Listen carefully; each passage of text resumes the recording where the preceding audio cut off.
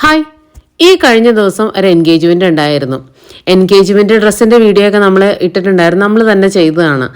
പക്ഷേ ഈ പരിപാടിക്ക് പോകാതിരിക്കാനായിട്ട് യാതൊരു നിർവാഹവും ഇല്ലായിരുന്നു. ആകെ രാവിലെ തലവേദനയൊക്കെ ആയിട്ടാണ് എഴുന്നേറ്റത്. എന്നാലും ടാബ്ലറ്റൊക്കെ കഴിച്ച് തലവേദനയൊക്കെ മാറി. എന്നാലും കുളിച്ച് റെഡിയായി ഒക്കെ വന്നു കഴിഞ്ഞ് കഴിഞ്ഞപ്പം ഡ്രസ്സ് ഇട്ട് കഴിഞ്ഞ് കഴിഞ്ഞപ്പോഴത്തേനും ഷോളില്ല.